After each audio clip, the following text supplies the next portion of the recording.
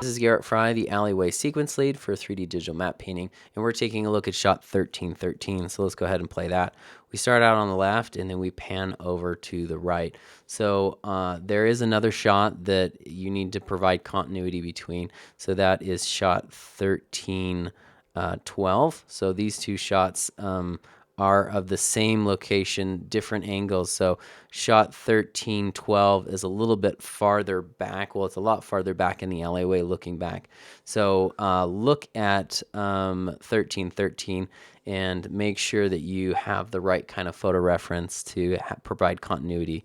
So what you will need to be doing is adding a doorway here, and then some power lines that go up above that area. So that's, that's seen from 1312 that you'll need to have continuity for. So you can also have garbage piles throughout. And the garbage piles, you can be just a little more lax on the continuity of those, especially the ones from here and here. They're not going to be as noticeable, as far as like, oh, those are different garbage piles. But like, make sure they're not drastically different. But if they're just situated in slightly a different way, they just have to feel like the same garbage piles.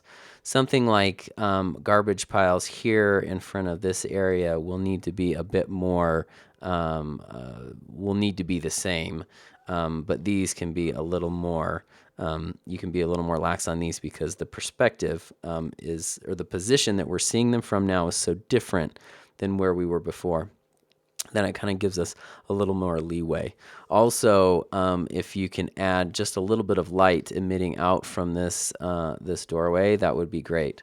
And then a little more garbage piles. The grunge, that you're going to be adding can come up and down these walls. If you have a really strong pattern on the ground, let's say they're all kind of like going towards the center here, like they're leaking out of these spots and they're kind of pooling in the middle or something like that, then you'll need to have that same pattern in this shot that you also have in 1312.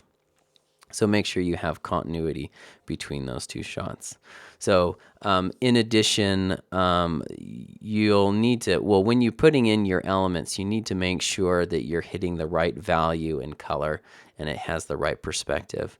Those are really, really important, especially in an environment where everything's pretty monochromatic. There's not a huge color variation in things.